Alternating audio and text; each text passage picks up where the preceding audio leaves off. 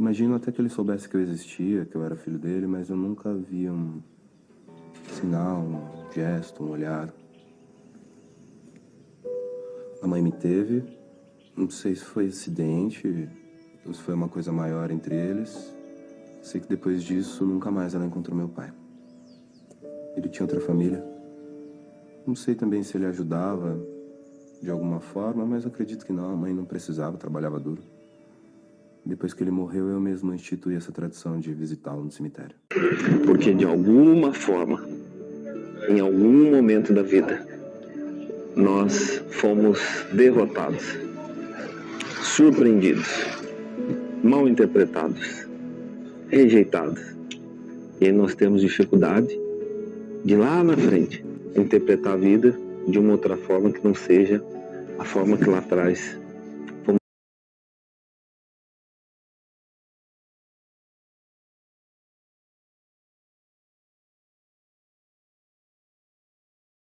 E aí, pessoal, boa noite. Vocês estão me ouvindo bem? Sem eco agora? Tá ok? Beleza? Muito boa noite para todos vocês. Estou muito feliz de estar aqui essa noite com vocês. Estou muito feliz por aqueles que vieram e sei que cargas d'água, nessa hora já tem 30, 40 pessoas. Eu não sei que cargas d'água, talvez a chuva, ou talvez o sol, ou talvez o 13º, ou talvez a melancolia do fim de ano, tem impedido alguns de estarem aqui, mas nós temos um cérebro já predestinado, né? Não é aqui uma defesa, né, sobre a predestinação, não. É uma comprovação científica que a gente nasce já inclinado para o negativo, para o menos, para o que está faltando, para quem não está, para quem não veio. Então a gente sempre acha que está faltando alguma coisa. Por isso Freud, o nosso querido Freudinho, né? Como diria aquele aluno da escola do professor Raimundo, que nunca sabia nada de nada, então ele chamava pela intimidade. O Freudinho, o Freudinho. Então já dizia aí o Freud, né, que a gente já nasce com uma primeira experiência de angústia. A angústia da falta, a angústia da perda, a perda do cordão umbilical, a perda da bolha que me protege, né? A perda da proteção. Agora eu estou exposto, nós estamos expostos, eu estou exposto a ter baixa imunidade, a não ter vitamina o suficiente. Agora eu corro o risco de ser trocado na maternidade. E Lacan fala sobre o inconsciente coletivo, está embutido, né? Os riscos, os medos e aquele monte de coisa que acontece. É isso mesmo. Só que é isso que nos faz crescer, né? Outro dia nós falamos sobre sentir dor. Quem não sente dor tem vontade de sentir dor porque não sente nada, né? Então, assim, a gente precisa valorizar que o menos é mais. Menos é mais. O menos simboliza filtro. O menos simboliza riqueza. O menos simboliza o garimpo, né? O cara que garimpa. O menos simboliza que aqueles que ficam têm mais valor, aqueles que permanecem têm mais valor, aqueles que chegam até o fim têm mais valor, o fim é melhor do que o começo. Então o menos sempre é mais, porque o menos é o final do funil, o menos é o suco da laranja e não o bagaço, o menos é o caldo de cana, não o bagaço da cana, o menos é o suco do limão e não o limão espremido, né? O menos é o azeite e não a azeitona, né? O menos é mais, né? O menos é mais. Então, hoje nós estamos aqui com a quantidade perfeita de pessoas que deveriam estar aqui e estamos felizes pela vida da Gislaine, né? Por sobrenome Andrade.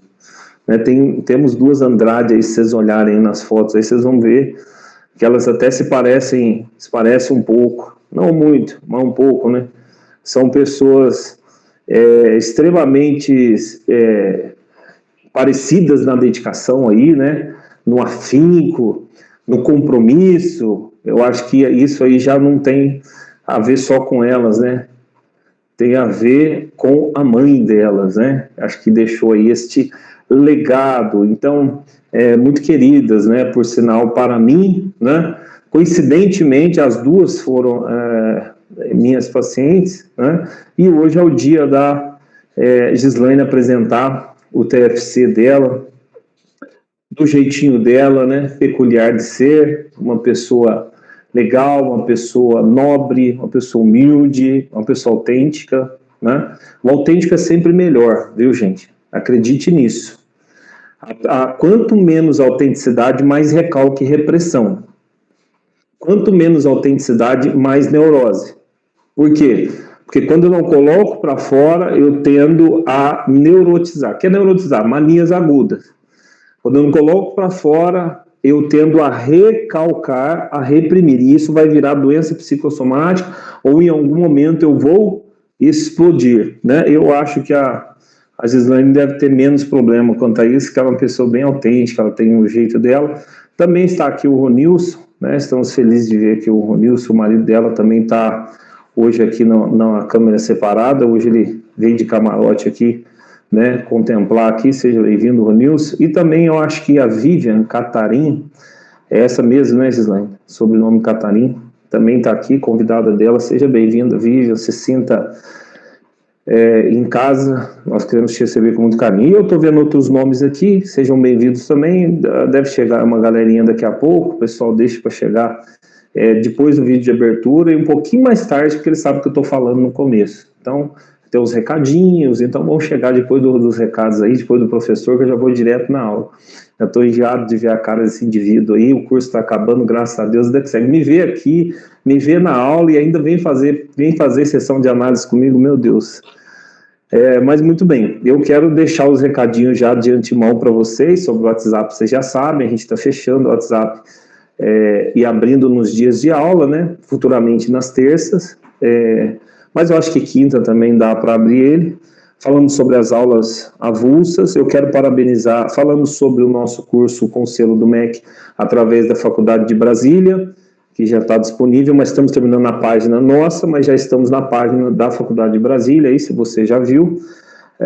Também, muitas pessoas já receberam um livro, e parabenizar aqueles que já firmaram a sua entrada no livro da universidade, com os acadêmicos e com alguns PCs, né, a saber, aproximadamente aí 20 pessoas, 20 saberes diferentes, maneiras, possibilidades do enfrentamento da depressão, do enfrentamento da ansiedade, ou do TAG, transtorno de ansiedade generalizada, ou do TAB, transtorno afetivo bipolar, ou do TDI, transtorno dissociativo de identidade, enfim, uma série de transtornos, a depressão, seja ela grave, moderada, enfim, todos vocês que vão participar vão ter uma grande oportunidade de escrever o seu nome, deixar suas pegadas para serem lidas até mesmo depois que você morrer, né? Então você deixa um legado, você imprime seu nome na história. A gente também está com uma ação social em cima disso, então muitas pessoas vão ter acesso a esse livro. Parabéns para você que já entrou. Em breve nós teremos uma reunião para organizar detalhes, temas, e não vai ser difícil não, é muito fácil a gente fazer essas duas partes de biografia, que vai ter depois um QR Code para quem quiser conhecer você mais, e o desenvolvimento dessa ferramenta, né, que é uma ferramenta nada mais que a parte fenomenológica, etimológica, epistemológica e, por fim, clínica, né, a parte clínica. Então, os fundamentos, de onde veio, quem criou, para que serve, comprovação científica, então é coisinha fácil. Muitas delas você consegue achar até bibliografia, pesquisar no Google e achar livros online, mas quem quiser pode fazer uso da biblioteca. Eu gosto muito, caneta, papel, caderno e livro impresso, gosto muito mesmo. Gosto tudo marcado, gosto de olhar minhas anotações, para vocês terem uma ideia, eu tenho fotos e anotações, tem aqui, não vou pegar aqui porque vai demorar, mas depois eu mostro para vocês. Meu primeiro escritório, eu novinho ainda, né? Meu primeiro notebook, que era um notebook grossão assim, e eu já tinha os meus livrinhos, eu nem sabia direito o que eu ia ser, mas já tinha ali alguma coisa, né? E aí a vida nos trouxe para cá, e para outros lugares também, cuja qual a importância, né, de formar opinião, ajudar pessoas, tem sido muito importante. É o que muitos de vocês que estão aqui vão fazer. Eu fico feliz quando eu vejo alguém que, assim, eu entendo que é o final do ano, né, mas não larga o osso, né, praticamente terminou o curso, mas ainda vem, outros que terminaram e continuam vindo, e outros que vão vir por muito tempo, que são pessoas bem firmes, né. Agora, aqueles que, né, acabam a vida deles muito corrida, não dá tempo, tem sua prioridade, então não é o momento, não vão vir tanto assim, e muito menos trabalhar comigo, né, esses aí eu quero distância, eu só quero ver eles nas férias, a gente tomar um cafezinho, comer um bolinho de fubá, né, falar da vida dos outros, e aí depois, meu filho, vai com Deus lá para sua vida lá, e deixa ele trabalhar com o pessoal firme, que não larga o osso lá, e aí a gente vem trabalhar com aqueles que não largam o osso, né, que tem compromisso. Essa é a peneira, né, não tem outra, então ela é dura, mas ela é real, né. O que é mais gostoso na vida? Uma doce mentira ou uma dura verdade? Esse é o problema, né? A grande maioria da humanidade gosta de uma doce mentira, né? Então, e aí, um dia eu li um versículo na Bíblia, eu fiquei tão invocado com esse versículo, que eu fiquei pensando, falei, eu vou falar sobre isso um dia, né? Uma palestra na igreja, alguma coisa, que estava lá assim que doce, né? Doce e aparentemente fiel é o beijo do inimigo, e amargo o beijo do amigo. Era uma linguagem alegórica daquele período, daquela época, para falar exatamente isso. Que às vezes aqueles beijos doces podem ser do inimigo. São palavras leves, efêmeras, que deixam o nosso ego assim, tão assim, que a gente fala, poxa, que gostoso. Mas às vezes as coisas que vão nos levantar, que vão nos colocar de pé, são palavras como essa que a gente viu no começo aqui. Que fé não é só acreditar que você acorda um dia doente e no outro acorda curado. Fé também é acreditar que passar pela terapia, passar pela psicanálise, passar pelo psiquiatra, tomar remédio, voltar ao centro da sua vida, fazer o que tem que ser feito, isso também é fé. Do contrário, seria barganha. Eu só te amo quando você me dá o que eu quero na hora que eu preciso. Se você não me dá o que eu quero na hora que eu preciso, você não serve. As pessoas passam pela vida perdendo as maiores oportunidades da sua vida. Então, fé também é acreditar nesse processo terapêutico de autoconhecimento, onde eu, de certa forma, rebaixo o meu orgulho, né, coloco meus argumentos no chão para ouvir alguém que estudou sobre a minha doença, o meu transtorno, o meu problema, a minha síndrome, e essa pessoa está ali não para julgar, ela está ali de uma forma neutra para me promover para o próximo nível, porque esse nível é para mim aprender. Muitos níveis que a gente passa, ele é intitulado como escola. A vida ela é pedagógica e as dores elas são grandes bases para o nosso sucesso. Um dia eu estava no Rio de Janeiro, já contei isso aqui, vou contar de novo, num projeto social, e a gente estava entregando algumas coisas lá, cesta básica, essas coisas, era uma comunidade. E aí deu uma temporada, um temporal de chuva, como mais ou menos esse, que está esses dias em alguns lugares, e quando veio a enxurrada, levou alguns barracos. E aí eu estava subindo, e aí passou mais ou menos uma hora, eu via alguns carros parando e a equipe de televisão subindo, o cara com aquela câmera grande, e subindo as pessoas com o microfone, e aí eu me deparei com uma senhora em cima de umas telhas de brasilite, ela chorando, e chorava, e gritava, falava assim, esse barraco era tudo que eu tinha. Deus, por que o Senhor levou meu barraco? Se o Senhor existe, se eu sirvo ao Senhor, por que o Senhor levou meu barraco? E o cara falou, o repórter falou pro câmera, corre para ele arrumar a câmera, ele falou, porque ela tá chorando, e lágrima dá ibope. Dor dá ibope. Tristeza dá ibope. E aí, bem na hora que ele falou isso aí, ela começou a se levantar e limpar a roupa dela da lama, e falou, tá bom, eu aceito, eu entendo, tá bom, agora eu entendi. Aí ele ficou meio putinho, o repórter falou, caramba, olha lá, perdemos a lágrima, a dor. Aí ele falou, não precisa filmar mais não, vamos achar alguém que tá chorando. Mas aí ele foi para ela e perguntou, falou assim, minha senhora, a senhora falou, estava chorando, que Deus levou seu barraco, que era tudo que a senhora tinha, e de repente a senhora começou a se limpar, e agora a senhora está dizendo assim, obrigado Deus, como assim? Você estava reclamando, Deus levou seu barraco, agora obrigado porque Deus levou seu barraco? Ela falou, porque eu ouvi uma voz no meu coração, enquanto eu estava de joelho em cima do meu barraco, e eu acredito que era Deus. Ele me disse assim, eu não construo castelo em cima de barraco. Se isso saiu da tua vida, é porque era um barraco, não era para ficar. Eu vou te mudar de lugar e o melhor está por vir. Aquilo marcou tanto a minha vida que eu entendi que não se constrói castelo em cima de barracos. Não se constrói castelo em cima de conceitos e preconceitos antigos. Não tem como encher xícara velha que já está cheia de conceitos e preconceitos. Muitas das vezes a gente vai ficar um bagaço, a gente vai ficar um barraco, a gente vai ficar um trapo, a gente vai ficar destruído, a gente vai ficar se sentindo um lixo. E desses restos aí, coisas novas começam a acontecer. Desse restinho de força, desse restinho de fé, desse restinho de coragem, você vai limpar o terreno e é ali que você vai construir o castelo da sua vida. É ali que você recomeça os seus relacionamentos, é ali que você recomeça a sua vida de perseverança, é ali que você recomeça a sua vida clínica.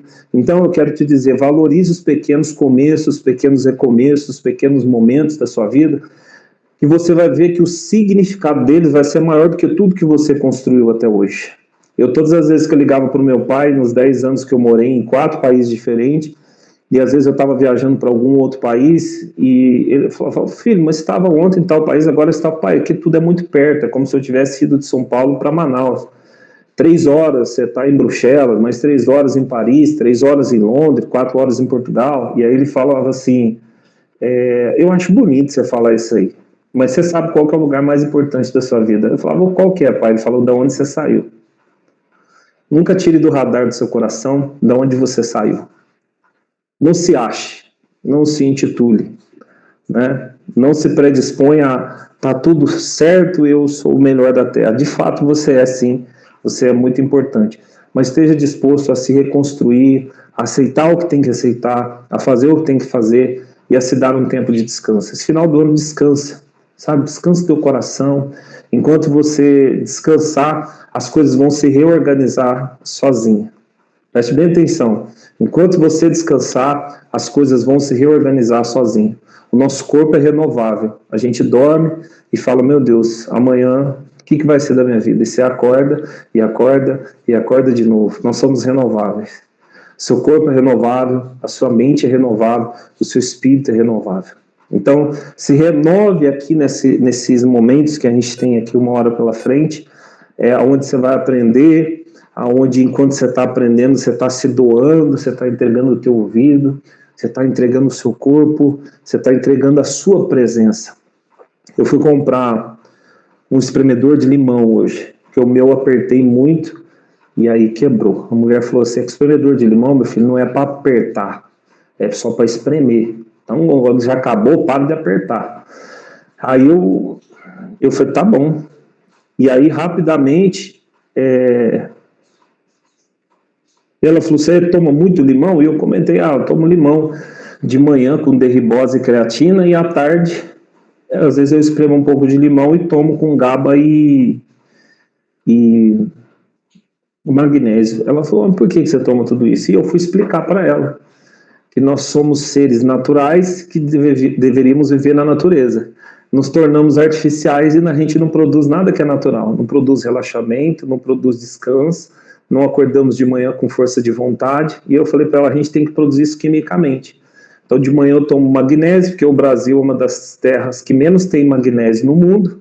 Então nossos alimentos não têm magnésio, e magnésio seria o suplemento mais importante do nosso corpo, pelo menos os 5 magnésios. Então a gente manipula grandão, eu e a minha esposa, e a gente toma magnésio. Então de manhã a gente toma lá o derribose e a creatina para dar um up, para a gente treinar e começar a vida cedo, e de tarde a gente controla. Eu falei, mas não é uma droga, é um suplemento. À medida que a gente começa a entender isso, eu explicava para elas, eu falei, a nossa vida é melhor. Eu falei, vocês são estressadas? Elas, muito. Vocês vivem em estado de presença? Ela falou, nenhum. Falei, geralmente onde você vive? Eu falei, meu filho, na maioria das vezes eu estou muito preocupado com o que aconteceu, eu estou muito preocupado com o que vai acontecer. Então vocês percebem que as pessoas estão em todos os lugares, menos aqui e agora. E você pode escolher estar em qualquer lugar do mundo, mas nenhum lugar substitui aqui e agora. Então, se você puder estar no controle da sua mente, esteja aqui e esteja agora, beleza? Muito bem. Gislaine, seja bem-vinda, uma boa noite para você, eu desejo boa sorte e que Deus te abençoe na sua apresentação. Fique tranquilo, porque aqui não é um tribunal onde você está sendo julgada. Aqui é um lugar de acolhimento, onde a gente está apreciando a tua dedicação, e eu posso falar um pouquinho mais sobre isso, por já estar mais próximo de vocês aí, de você, do Romilson, e eu ver a sua dedicação durante o tempo. Eu não ia falar uma coisa, mas eu vou falar. Mas eu vou falar. Você não é dessas pessoas que aparecem no último minuto do segundo tempo e fala, que é aquelas pessoas que a gente já olha e fala, talvez dê certo, né? Os milagres acontecem, estão por aí. Mas a gente foi vendo, né, o seu trabalho, a sua participação, não só de você, de quase todos que estão aqui, né? E isso é muito importante, isso já valida muito do fruto do seu trabalho. Eu acredito que é só o começo de uma longa jornada e de uma vocação que chegou para vocês aí, né, na família, né? Diante de tantos intempéries aí que eu sei que vocês já passaram, estão de pé, e para mim é um prazer ouvir você aqui essa noite. Tá bom? Fica à vontade. Eu ia até passar a palavra para a Priscila, para ela falar alguma coisa antes, mas eu acho que era melhor ela falar no final. Ela dá aí o parecer dela, vai ser legal também, que ela, sua irmã, está aqui e já trabalha com a gente, é aluna e tudo, e tá tudo certo. Beleza, Priscila? Boa noite. Gislaine, né? Priscila. Boa noite, liga seu microfone aí, fica à vontade. A hora que você quiser, você fala, a gente compartilha o seu slide aqui, tá bom? Tá bom. Boa noite, todo mundo tá me ouvindo? Então tá bom. Tá me ouvindo, professor? Tá bom. Boa noite, pessoal. É uma honra para mim estar aqui, poder estar falando desse trabalho, poder participar dessa universidade que nos acolheu de braços abertos, né? O professor que tem sido, assim, muito carinhoso, atencioso, prestativo, né? A gente, às vezes, até enche um pouco da paciência, mas ele está lá sempre, né, com muito carinho, com muita atenção, nos ajudando. Em primeiro lugar, eu quero agradecer a Deus, que eu respeito todo tipo de credo e religião, mas na minha fé, na minha crença, na maneira na qual fui ensinada, sem ele, nós não somos nada, sem ele eu não estaria aqui, então por ele e para ele são todas as coisas, então toda honra, toda glória seja dada a ele, que enviou pessoas especiais na minha vida e tem me capacitado até aqui. Eu quero agradecer a minha mãe e a minha irmã, né, vou ficar até emocionada em falar, se não fosse por ela, eu também não estaria aqui, porque foi ela que me ensinou esse caminho e viu capacidade em mim que eu mesma não via. Eu disse para ela assim, mas você acha que eu vou conseguir? Aí ela disse assim, eu acho. Aí eu disse assim para ela, vou fazer igual os discípulos fizeram com Jesus, diante da sua palavra, então eu vou, né? Que os discípulos disseram para Jesus, já que o senhor está falando, vou jogar então a rede de novo. Então eu disse para ela, já diante da sua confiança, então eu vou tentar. Você acha que eu consigo, então eu vou. E aí eu comecei, né, graças a Deus, com o apoio da minha mãe, com a ideia da minha mãe, com o apoio da minha irmã, a ideia dela, o apoio do meu esposo, que me ajudou, me apoiou e tem me apoiado até aqui, comprou para mim uma cadeira super confortável, comprou meu jaleco, está me ajudando a entrar aí no projeto do livro, graças a Deus e a ele, e o professor também, lógico, comprou a mesa, está montando ali o meu cantinho para eu ter meu atendimento, né? Então, assim, é um grande companheiro, parceiro e amigo. E a gente sozinho não faz nada. A gente foi criado para viver, se relacionar, né, ter um relacionamento interpessoal, e eu agradeço. Agradeço meus amigos que estão aqui para me prestigiar, a Jennifer, que está aí, que é a mãe da sobrinha do Romilson, a Vivian, a minha patroa, obrigada, Vivian, por todo o apoio, por todo o carinho, Ela também confiou muito em mim, sempre me diz, vai dar certo, você vai conseguir. O Léo e a Cida, que é um casal de amigo meu também, que está aqui prestigiando. Quem sabe a Cida não toma gosto e não vem participar, porque eu acho que ela tem um donzinho aí. E a Isabela, que é uma amiga muito querida que está aí, né? Que, quem sabe, que nós estamos fazendo discípulo, né, Pri? Já começamos pela Simone, agora vamos fazer mais. Estamos aqui para somar. E hoje nós vamos falar sobre narcisismo, né? Sobre a causa, os efeitos, as vítimas e os danos, segundo a psicanálise. Para falar de narcisismo primeiro, a gente precisa falar que o termo narcisismo, ele vem de Narciso, que é uma figura mitológica grega. Era um rapaz muito belo, que segundo uma orientação do oráculo, ele ia ser bem sucedido se ele nunca olhasse para sua imagem, ele não visse sua imagem. Que ele um dia passou pelo rio e viu a sua imagem, e ficou tão apaixonado por ela que, por incrível que pareça, ele morreu de fome e sede admirando a sua imagem lá nesse rio. E aí, segundo o slide que está aí, gente, que eu fiz ele meio simplesinho, eu nunca tinha feito, é uma superação para mim, eu fiz aí para quem vai anotar, né, que eu acho, como quem está do outro lado aqui, eu sei que é muito importante, ajuda a gente a anotar. Então, a partir dessa figura mitológica, no século XIX, surgiu uma categoria clínica dentro da psicopatologia chamada de narcisismo. Essa categoria fazia referência a um tipo de transtorno de natureza sexual, em que a pessoa, ao invés de sentir atração e desejo por outras pessoas, ela sentia por si mesma e satisfazia-se sexualmente com atividades autoeróticas. Né? Pode passar, professor, por favor.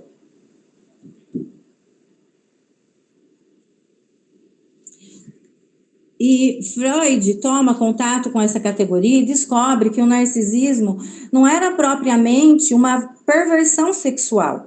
Eventualmente, há casos, sim, com essas características, mas Freud descobriu que o narcisismo é uma condição humana, seria a estrutura da nossa subjetividade, concluindo que todos nós seríamos, de alguma medida, narcisistas. Nós temos, né, dentro de nós, um pouquinho de narcisismo, né? A gente gosta de uma vaidade, de um elogio, né? É bom, né, quando o marido fala assim, ó, você tá bonita, faz bem pro nosso ego, todos nós gostamos. Chegar num lugar assim e falar, olha, eu era mais bonita de lá. Às vezes eu vou no mercado que tem aqui em Jaú, eu falo pro meu marido, faz tão bem vir aqui para mim, porque eu tô me sentindo meio mal com o meu peso, e lá tem tanto gordinho, eu me sinto magrinha lá, então faz bem. Faz bem pro meu ego. Brincadeirinha para descontrair, viu, gente? Concluindo, né, que todos nós teremos uma medida narcisista. Segundo Freud, isso porque nós possuímos uma energia vital, denominada de libido. Esse libido, ele pode ser investido nos objetos, porque são as pessoas, as coisas, as ideias, como pode ser investido na própria imagem. E essa quantidade de libido sendo investida principalmente nos objetos e na nossa imagem, no nosso próprio eu, essa energia investida na imagem, que Freud denominou de narcisismo. Quando ela é muito investida no meu eu, aí ela se torna um narcisismo. Pode passar, professor.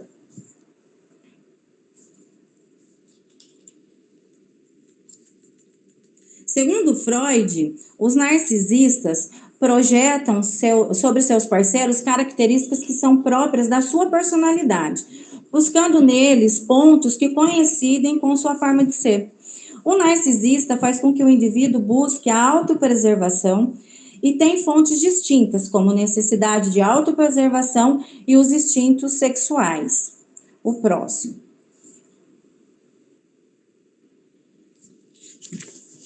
E como se formam, né, os narcisistas? É necessário um ambiente onde fomos criados, a nossa infância. Investido primeiramente a atenção, o reconhecimento na nossa própria imagem. Se o primeiro ambiente não exerce esses investimentos sobre o bebê, ele não será capaz de investir em sua própria imagem, podendo se desenvolver um narcisismo patológico. Na medida em que não me sinto autoconfiante, porque o ambiente não confiou em mim, não me reconheceu, eu preciso criar uma imagem idealizada de mim mesmo e investir a maior parte do libido nessa imagem idealizada de forma reativa. Aí eu começo a me achar o onipotente, o cara, porque na verdade há uma insegurança, há uma falta de algo.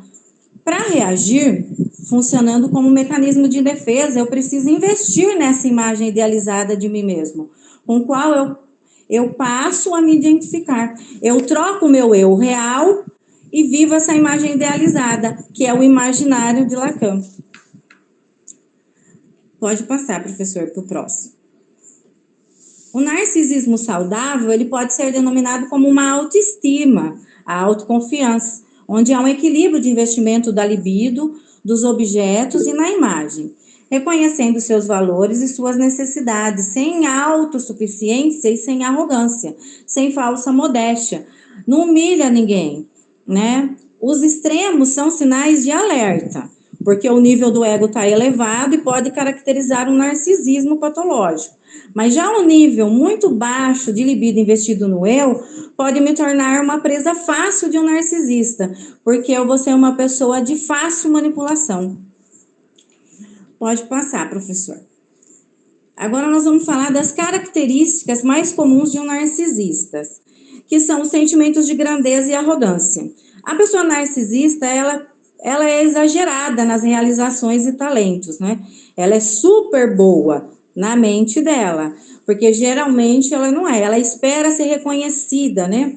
Ela quer por essas realizações, por esse talento. Elas sofrem sentimentos de grandeza, elas fantasiam sucesso, poder, brilho, beleza, que não tem apoio isso na realidade, né? Elas levam a viver num mundo de mundo alternativo, no mundo imaginário. Acreditam que elas são especial e único, que leva a desprezar os outros, né? Elas vão se relacionar com pessoas num status maior, onde elas supostamente estão, né? Como elas. Elas acreditam que elas são especiais e únicas, e leva a desprezar os outros. Experimenta uma necessidade excessiva de admiração, sem a qual se sente perdido e incompreendido. Eles têm necessidade de ser admirados, e quando não são, eles ficam perdidos. Nossa, mas por que eu não fui admirado? Eu merecia ser admirado, porque eu sou um cara, eu sou fenomenal. Eles têm expectativas muito altas, eles esperam receber tratamentos especiais sem ter feito nada para isso, né? E isso leva eles numa atitude de arrogância e de superioridade. Eles exploram relacionamentos interpessoais, aproveitam dos outros. Pode passar, professor, para o outro, por favor. Isso, que é o mesmo, só que eu complementei.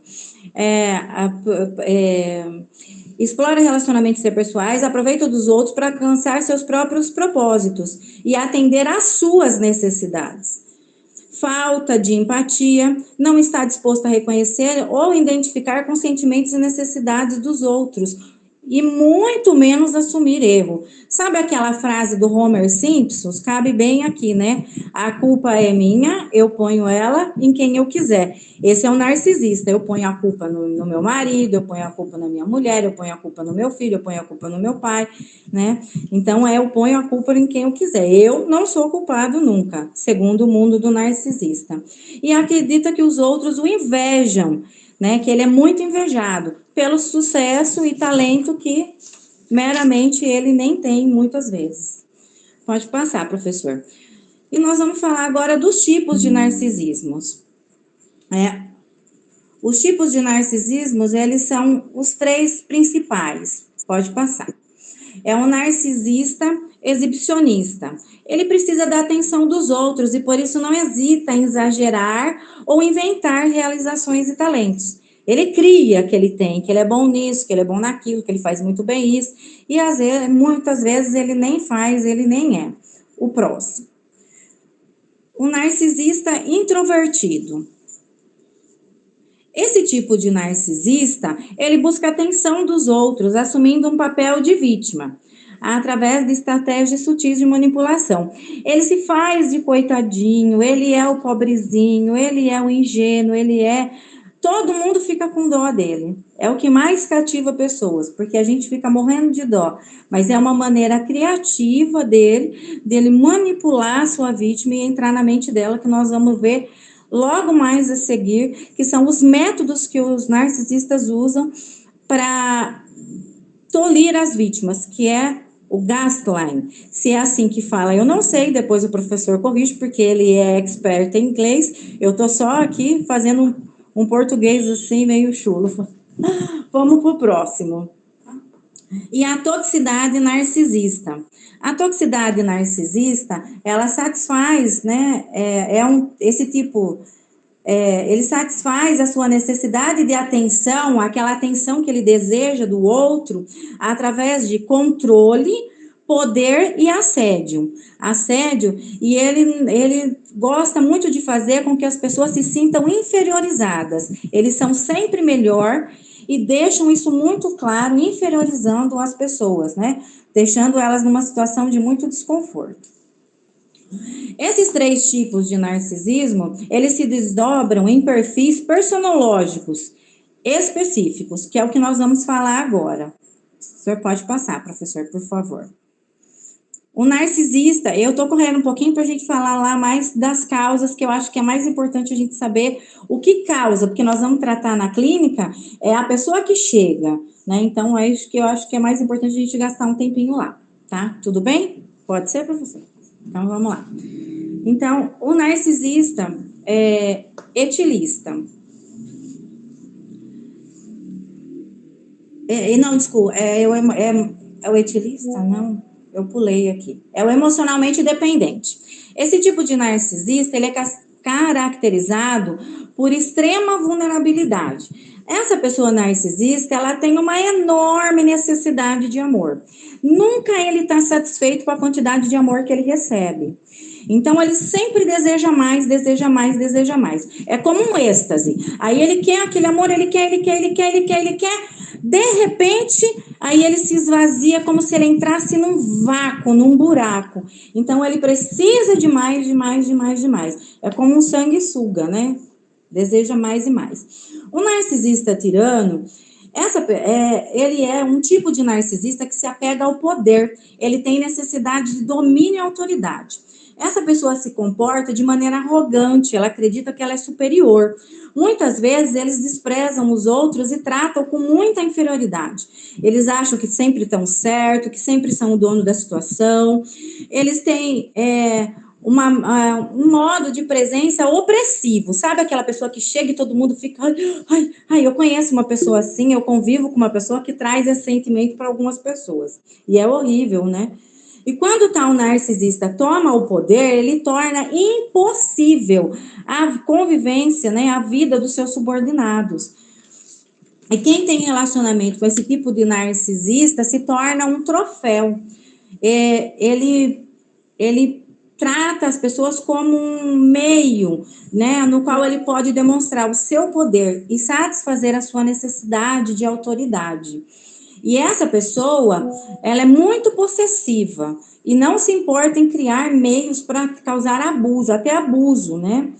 Ela não hesita em causar desprezo para que as pessoas se sintam perdedores, né? Provocando nele uma sensação de vencedor. Porque se você perdeu, eu sou vencedor. O próximo é o narcisista etilista. Esse tipo de narcisista é caracterizado por uma percepção exagerada do verdadeiro self, ou também do falso self. Ele tem na mente, ele é uma pessoa que tem, poderosa, influente. Ele acha, né, que a sua mente é poderosa e ela é a pessoa mais importante do mundo. Ele exagera a sua importância, ele acha que o mundo não existe sem ele. Ele Por isso ele causa a inveja, a admiração das outras pessoas, é o que ele acha. Ele sempre dá opinião, mesmo quando a gente não pede, e ele acredita que sabe mais do que todo mundo de todos os assuntos. E muitas vezes eles podem até ser uma pessoa carismática, mas isso é para atrair a vítima para viver em sua órbita, né? Girar em torno dele segundo a sua vontade. E o narcisista fantasioso é uma pessoa que desenvolve fantasias elaboradas a ponto de praticamente toda a sua vida ocorrer no mundo interior. Ele vive no mundo da fantasia, né? Ô, Gislaine, só um minutinho. Oi. Deixa você continuar aí, porque eu acho que sua mãe vai sair daqui a pouco. Queria cumprimentar a senhora, viu, dona Madalena? Deus abençoe a sua vida. Estou muito feliz de tê-la aqui, tá? Essa noite. Passamos juntos essa etapa aí, né? Todo mundo estiloso, rapando a cabeça, ficando moderninho, né? Já fez 1 ano, o cabelo de todo mundo cresceu, né? E eu não pude rapar a cabeça para poder fazer parte do projeto, mas eu fiz, né? Então, eu estou feliz de receber a senhora aqui. Estou fazendo essa pausa agora, porque depois, se ela precisar sair, né, Gislaine, aí eu não fico segurando ela até o final. É um prazer tê-la aqui. Deus te abençoe, viu? Um grande abraço. Pode continuar, Gislaine. Tá ótimo. Então, ele vive no mundo, né? No mundo imaginário. Ele acredita que o mundo exterior, ele se intromete, né? No mundo perfeito dele de fantasia. E que esse mundo exterior, ele gera dentro dele frustrações e ressentimento. Então, ele percebe que a realidade, ela é dura e fria. Então, ele prefere evitar essa realidade e viver no imaginário. E ele não reconhece as mentiras, ele não reconhece, dentro da mente dele, ele não reconhece, realmente ele vive como se fosse uma realidade. Sabe aquela frase que a gente costuma dizer, que uma mentira dita muitas vezes, ela se torna uma realidade? É o que acontece com esse tipo de narcisista, né? Ele sempre procura desculpas para sustentar todas as suas mentiras, as suas fantasias. O próximo é um narcisista somático. Olhar e estar em forma é importante para a saúde, mas esse tipo de narcisista, ele é obsessivo com o corpo e beleza. Ele está muito preocupado com a sua imagem, com a moda, com a beleza, com a juventude, com o glamour. Essa pessoa narcisista, geralmente, ela é muito perfeccionista e dedica muito tempo aos rituais, né, e cuidados com o corpo e beleza. E ela também acha que ela merece tudo, né, por sua beleza e por sua forma física. Ela merece tudo, toda a reverência e tudo de bom ela merece porque ela se cuida, porque ela é linda e porque ela é perfeita e maravilhosa. O narcisista antagonista é um tipo comum de narcisismo, cuja fúria vibra sobre a superfície. Sua infelicidade se manifesta com uma crescente hostilidade para com todos. Essa pessoa narcisista sempre tem um inimigo, ela tem uma mania de perseguição. Sempre tem um inimigo disposto para machucar. Frequentemente, ela experimenta episódios de fúria, com causas irracionais, com motivos desconhecidos, né? E até mesmo inexplicáveis. Ela geralmente, uma violência, sempre tem uma violência. Por trás desse comportamento, ela esconde uma sensibilidade, de modo que essa pessoa não percebe o elogio, não recebe o elogio e a admiração que esperava. Então, quando ela não é elogiada como ela esperava, aí ela se torna violenta. E também ela acha que ela sente aquilo como uma ofensa. Se ela não receber um elogio, não é que ela não recebeu um elogio, ela está sendo ofendida, ela está sendo agredida. É como se ela tivesse sido violentada, né? E vamos para o próximo, que é o narcisista trapaceiro. Esse tipo de narcisista mostra melhor o seu rosto. A pessoa, ela é charmosa, atraente, gentil. Pelo menos no começo. Infelizmente, esse apelo é apenas um verniz, né? Uma máscara que esconde uma personalidade muito mais sombria. Por trás das mensagens de confie em mim, né? Existem muitas intenções maliciosas. Com isso, ele quer ganhar a confiança dos outros, para usar essas pessoas a seu prazer, a seu favor. Esse tipo de narcisista pratica uma espécie de vandalismo emocional. E o dano que esse narcisista causa na vida das pessoas podem demorar anos para a pessoa poder se recuperar totalmente dos traumas, né, e dos problemas que esse narcisista pode trazer. E o narcisista mártir, nesse tipo de narcisismo, o sofrimento é tudo. A identidade pessoal desse narcisista é constituída em torno da dor. Ele contamina o presente com aquele sofrimento que está na mente dele. Nossa, ele é um coitadinho. Tudo é pelo aquilo que ele sofreu. Aí ele sofreu. Aí eu sofri, então você me deve isso. Olha, porque no caso de mães narcisistas, olha, o seu parto, vou sofrer demais no seu parto, então você me deve. O marido, olha, eu tive um dia muito suado, eu trabalhei muito o mês inteiro para colocar comida na mesa, então você me deve. São frases desse tipo, né? São questões desse tipo.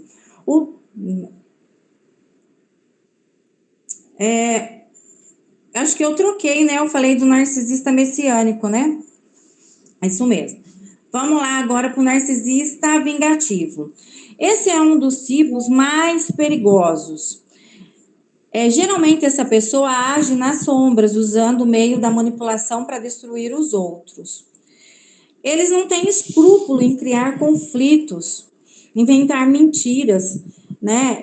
Quando eles veem uma pessoa se destacar com mais atributos do que eles começam a perseguir aquelas pessoas, inventar calúnias, defamá-las, para que elas não brilhem, porque não pode, se elas brilharem, ofuscam o brilho delas, do narcisista. Então, o narcisista inventa calúnias, mente, faz chacota, derruba aquela pessoa para que ele possa brilhar. Então, ele não tem escrúpulos para atingir os seus objetivos. Ele não se importa em prejudicar as outras pessoas, né? Eles são nocivos. Agora nós vamos falar um pouquinho das mães, como eu disse agora. A mãe a gente vê como um ícone, né? Maravilhoso, a rainha do lar, a perfeita, a pessoa fenomenal. E aí, infelizmente, às vezes, nem sempre é assim, porque quando se trata de uma mãe com um transtorno de personalidade narcisista, ela pode trazer problemas, feridas, né, devastadoras nos seus filhos. Então, nós vamos falar, o que é uma mãe narcisista? É aquela mãe que coloca os próprios filhos em posição de inferioridade diante dela, acreditando que são superior e precisam ser entendidas como tal, não sendo julgadas em suas ordens e decisões, mesmo que isso diga respeito ao outro.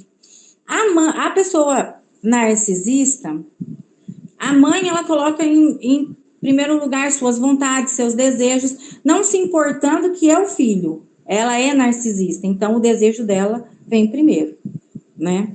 Nós vamos ver isso agora mais à frente.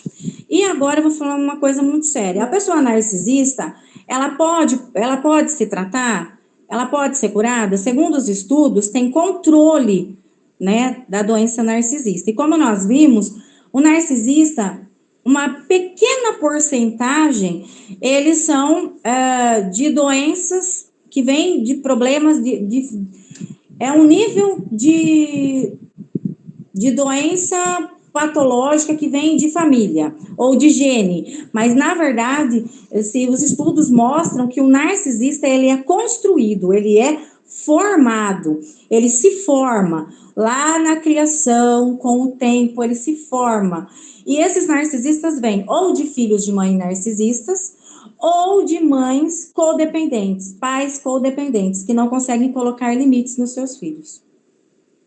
E a pessoa narcisista, ela pode procurar ajuda e ter o controle. Existem muitos casos, a gente vê, eles têm até algumas entrevistas de alguns narcisistas, eu assisti, em inglês, dá um pouco de trabalho para gente que não fala inglês, mas é muito interessante procurar e ver o depoimento dos narcisistas em tratamento. É muito difícil para eles, porque mesmo quando eles tentam se controlar, muitas vezes eles não conseguem, porque é como se torna uma doença, um vício para eles aquela prática. Eles vão procurar ajuda quando? Quando eles estão no caos, quando eles perderam tudo, perderam família, status, perderam amigos, trabalho, quando eles estão no caos, quando eles estão no fundo do poço. É raro, mas eles podem procurar, né? E as vítimas, mas o mais seguro para a gente é o quê? Mesmo eles indo procurar tratamento, o mais seguro é a gente manter uma certa distância, ou até mesmo contato zero com o narcisista. E como agem esses narcisistas? Pode passar para mim, por favor, professor. Eles usam as pessoas, né,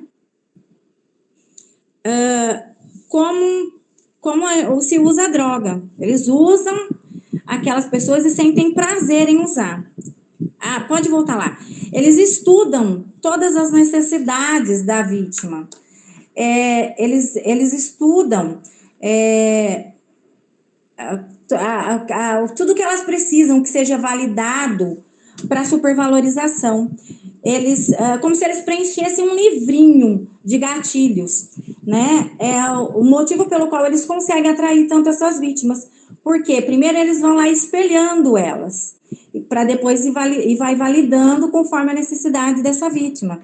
Pode passar, professor. O narcisista na fase da conquista, né, ele é atencioso, ele quer saber tudo sobre a vítima, sobre os relacionamentos anteriores, sobre os traumas, sobre a infância, mas não é porque ele está interessado na vítima, é porque, como eu falei anteriormente, ele quer esse caderninho, ele quer ir anotando, porque depois ele vai usar, sabe aquela história, tudo será usado contra você no tribunal? É bem isso, vai ser tudo usado contra você depois, né? Ele está idealizando essa vítima. Então, ele vai colocando a vítima na mente dele como um apetrecho do ego dele. Ele vai formando a vítima como ele quer. Então, se a vítima a vítima tem que se portar como ele quer, como ele pintou ela na cabeça dele. Então, se ela não se porta, se ela não é esse apetrecho que ele colocou na mente dele, aí então começam. E para ele conseguir isso, ele começa a hostilizar essa vítima usando uma técnica chamada de gaslighting. O que é esse gaslighting? Pode passar, professor, por favor. O gaslighting é um tipo de manipulação psicológica que faz a vítima acreditar que está enlouquecendo. Ela deixa de acreditar nas suas próprias percepções. É uma invalidação do senso do outro, trazendo danificação da autoestima, perdão, porque o meu corretor aí ficou errado e eu esqueci de arrumar. Autoestima é com U, viu, gente, que é de alto, né? Trazendo culpa e vergonha. Então a pessoa fica pensando assim, nossa, mas então eu tô doida. Nossa, mas ela começa a se questionar. E quais são as formas mais comuns de gaslighting, né? Como ocorre esse gaslighting? Pode pular, professor. 2 telas. Aí, isso, o outro.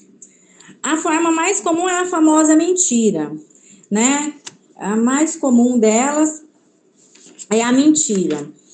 A famosa mentira. Ela pode ser simplesmente uma mentira consciente, como pode ser uma confabulação.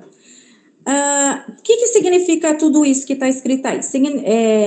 Que ela tem lacunas na memória dela, o narcisista, e ela não lembra realmente o que aconteceu. Então, ela tem uma autoimagem, né, que meio escreve a versão da realidade, e aquilo é plausível, então ela pode ser que seja aquilo que tenha acontecido. Então, ela torna uma realidade. O que é isso? Então, às vezes, ela mente porque ela mentiu mesmo. Ela mente consciente. Ela sabe que aquilo é mentira, e aí o narcisista quer que aquilo se torne uma realidade, e ele mente por mentir. Às vezes, o narcisista, ele não se lembra. Lembra aquele narcisista que vive no mundo imaginário? Ele vive fora da realidade? Então, às vezes, ele não lembra mesmo. Então, ele cria uma história na mente dele e faz daquela história uma verdade. Aí, quem convive com ele fica, mas espera, né? Mas será que foi isso mesmo que aconteceu? Porque ele é tão convincente que a pessoa acaba ficando perdida, né? Nesse mundo, né? De imaginação aí, de verdades e mentiras. Não pode pular, professor. Uma outra maneira também é minimizar emoções e necessidades. E a constante invalidação, isso tudo é a constante invalidação de críticas perfeitamente válidas, ou pedidos que fariam sentido, mas que a outra pessoa não está a fim de reconhecer. Então, sabe quando você vai abordar, olha, eu não gostei disso, olha, eu não queria que isso fosse feito dessa forma, né? Eu queria mudar. Aí a pessoa vem, né? O narcisista vem e fala assim: ah, você é sensível demais. Nossa, você vê pela em ovos. Ah, você é exagerada. Porque ele não está afim de falar sobre aquele assunto. Ele não quer abordar o assunto. Mas como ele nunca perde, sempre o erro é do outro. Então ele sempre inferioriza a outra pessoa. Terceiro, é insistir que eles sabem o que a vítima precisa e o que sente, né? Então, particularmente as pessoas que vivem um pouco deslocadas da realidade e constroem um mundo de fantasia na cabeça, né? Como, por exemplo, a pessoa narcisista, que vive, né, numa fantasia dentro dela, e ele é um grande personagem, as outras pessoas estão lá para validar as necessidades e os desejos dele, né, desse narcisista. Então, um exemplo muito comum disso é assim, ó, e a culpa é sua, né? Porque a culpa é sua, é isso mesmo, você se sente culpada, né? E a culpa é uma ótima emoção que inspira no outro, né? Um controle, porque quando a gente se sente culpado, a gente fica mais volúvel a ser manipulado. Então, a culpa é uma ótima arma que eles têm também, né? Usando desse gatilho. Né? E às vezes o pai fala assim para o filho, né?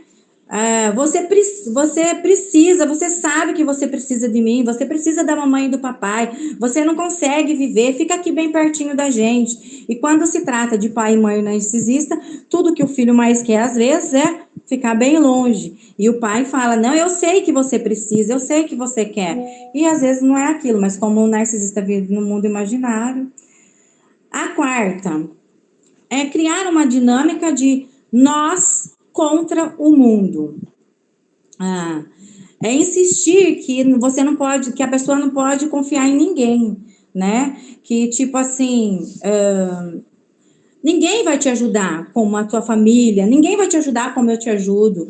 No caso de relacionamentos amorosos, né? Ninguém vai te amar como eu te amo, ninguém vai te aturar como eu te aturo, ninguém vai te aguentar como eu te aguento. Essa é a dinâmica de nós contra o mundo. A quinta é questionar a sua sanidade. Depois de toda essa tortura psicológica, né? Às vezes ele usa essa técnica, né, essa famosa frase: você tá ficando louco, você tá ficando louca. Ou às vezes, pior ainda, né, as pessoas estão dizendo que você tá louco, as pessoas estão dizendo que você tá louco, né? Ou então, tipo assim, eu não tenho problemas com ninguém, é só com você, é só você o meu problema. A pessoa fica se sentindo a pior pessoa do mundo, né? Ou tipo, você só lembra das coisas erradas. O próximo, a famosa projeção, né? Um mecanismo de defesa, projeção.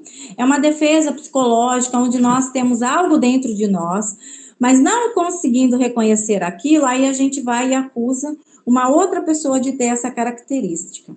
Não é incomum o narcisista dizer para outra pessoa: você é muito egoísta. Você só pensa em você mesmo. Você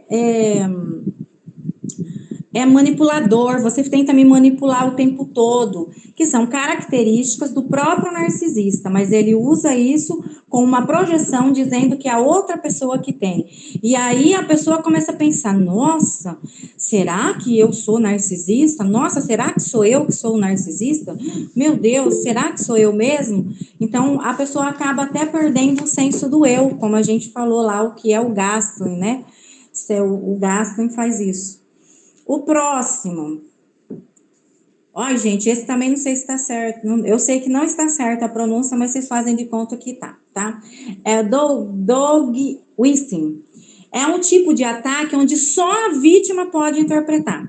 Porque as pessoas presentes não sabem o que é isso. Porque é um texto, né? É um contexto, é uma fala que está dentro desse texto, tem um contexto de uma indireta, mas que só a pessoa que convive com o narcisista reconhece. Sabe aquele apito que se usa para chamar, para quando se vai treinar os animais, cachorros, que tem aquele apito que só um cachorro escuta, toca o apito, ninguém ouve, só o cachorro, é tipo isso. É aquele gatilho que é acionado que só a vítima sabe. Às vezes é em forma de elogio. Nossa, como seu filho é inteligente, como seu filho faz isso. Nossa, mas ele é fenomenal. Mas nas entrelinhas, ele está querendo dizer, olha, você, meu filho, não é assim, você não faz isso. Aquela pessoa está entendendo bem o que é. E às vezes é o marido, né? Nossa, sua esposa faz isso. Nossa, sua esposa é fenomenal. Nossa, sua esposa cozinha muito bem. Mas a mulher está entendendo que aquilo no contexto ali tem algo, uma mensagem subliminar que a gente fala, né? Uma mensagem subliminar que só a pessoa que entende. O próximo é o reforço intermitente. É o famoso morde e assopra. É quando a pessoa alterna entre comportamento, entre oferecer momentos bons e momentos de abuso e negligência. Quando a pessoa ela cria uma espécie de dependência química. Por isso que às vezes a gente não entende por que a pessoa permanece naquele relacionamento. É a mesma coisa da pessoa que usa droga. Ela usa droga, a droga destrói ela. E ela fica mais tempo destruída do que tempo em êxtase com a droga.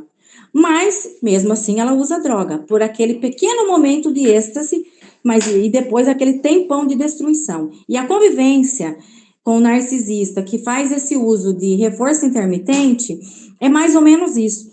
A pessoa, ela fica sendo abusada, destruída, ofendida, humilhada. Mas ela fica esperando, porque vai ter um momento que vai levar para jantar, vai ter um momento de carinho, vai ter um momento de atenção. É bem pequenininho, perto do período de abuso. Mas por aquele pequeno momentinho, ela se submete e aí fica sendo abusada durante todo esse período e se sente feliz por aquele momentinho pequeno. E o próximo é a escagem. A escagem é quando a pessoa provoca, faz provocações repetidas vezes, e mesmo com o pedido da vítima de pare, né, que ela pare, que ela não faça mais aquilo, ela continua fazendo, e a vítima fica sobrecarregada até o ponto que ela se defende. Como, por exemplo, a pessoa fica provocando. Às vezes é com palavra, e aí a pessoa finge que não ouviu. Aí vai lá, faz uma outra coisa, a pessoa finge que não ouviu. Até o ponto que ela não aguenta mais, aí ela estoura, ela grita, ela briga, ela fica violenta. Aí, o que a outra pessoa faz? O que o narcisista faz? Fala assim, ai, você ia me bater, ela ia me bater. Aí ela começa a defamar a outra pessoa. E ela fala, tá vendo como você é louca? O narcisista, olha como você é louca, eu não falei que você era louco? Você é louco, você tá louco, tá vendo como você tá louco? E aí a vítima vai cada vez ficando mais com a sensação de que realmente é ela que tem problema, é ela realmente que o problema tá nela, né? Às vezes essa escagem é feita com não tem palavras, né? Uma tortura de silêncio. Aí começa a bater porta, pá.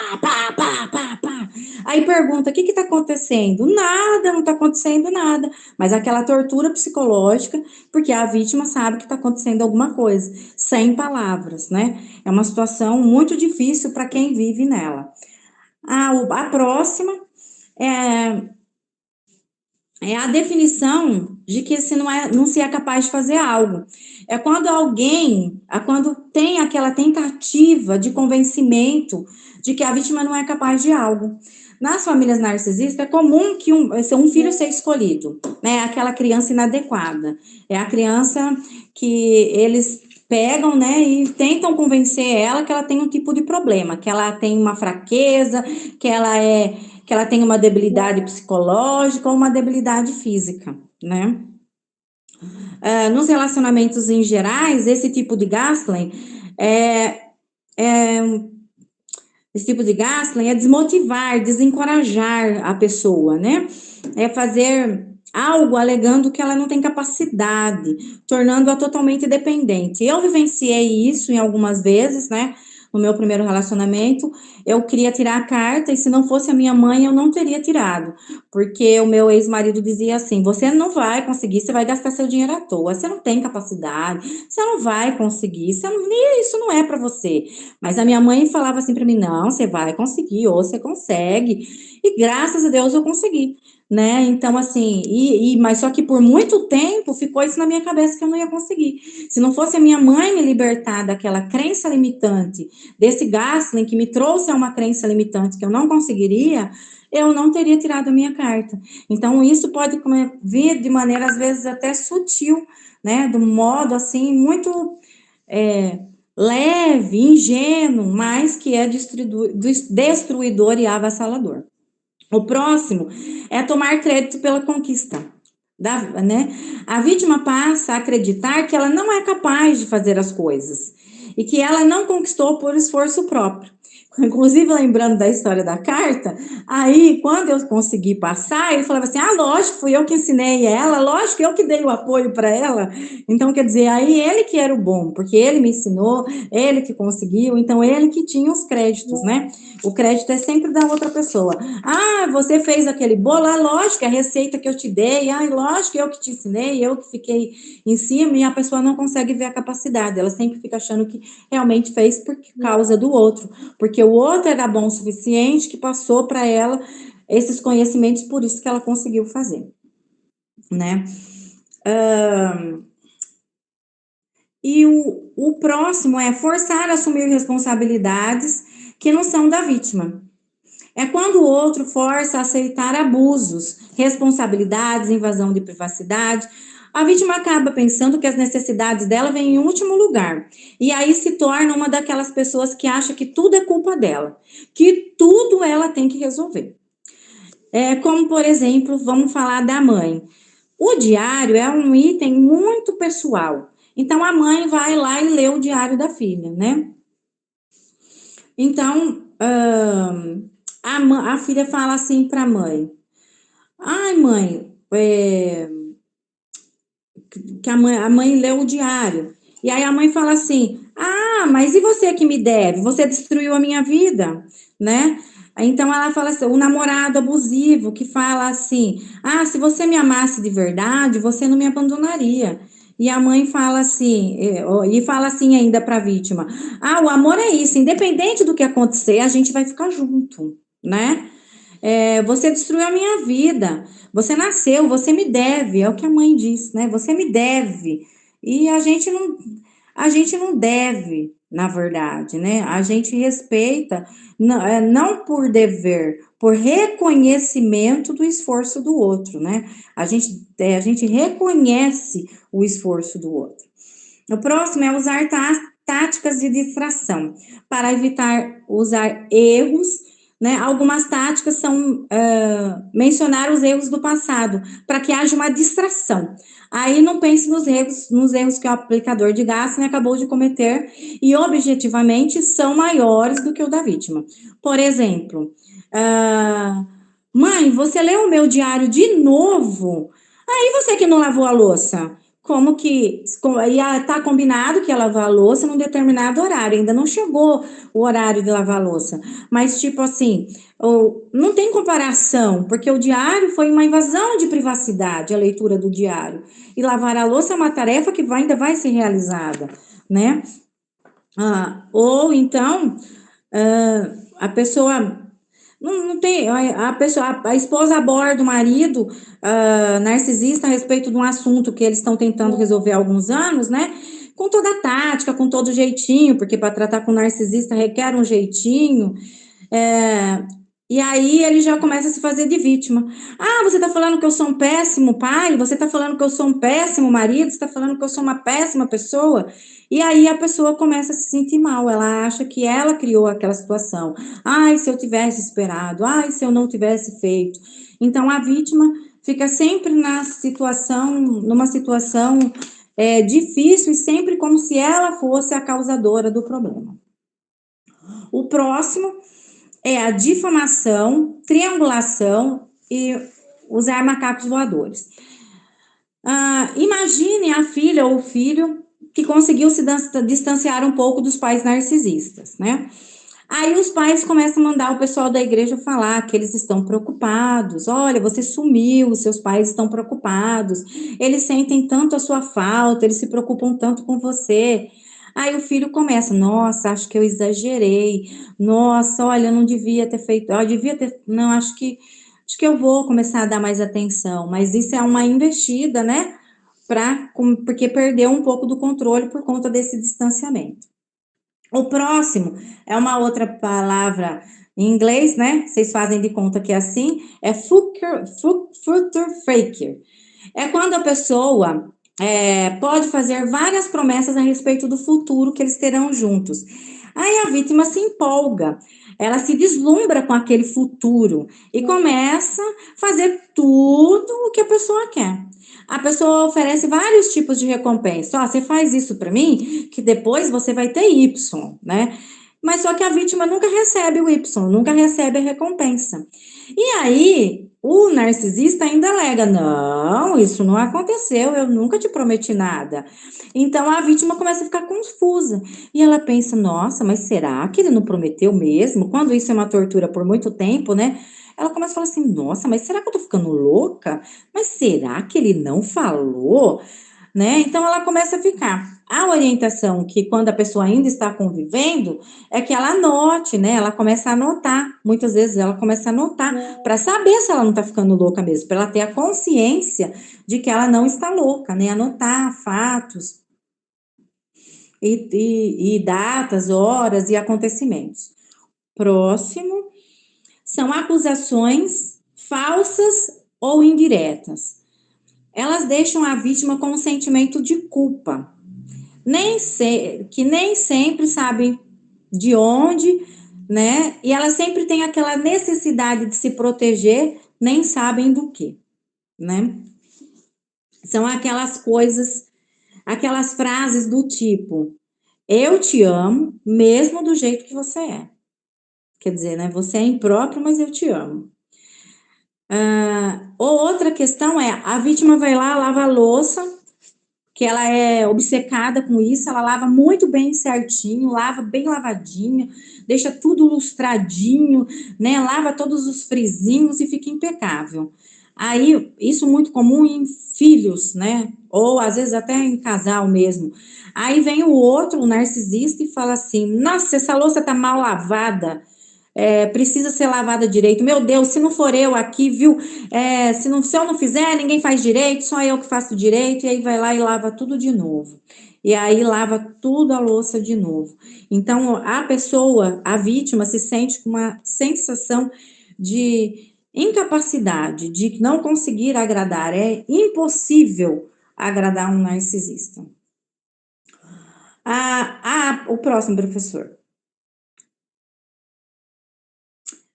As pesquisas mostram que a empatia e narcisismo não é uma questão exatamente de falta, né? Não é que às vezes eles não têm, mas às vezes eles têm um déficit, né? Não é que falta completamente, falta uma porção, né, de empatia emocional. Existe a empatia emocional, que é a capacidade de sofrer com o outro.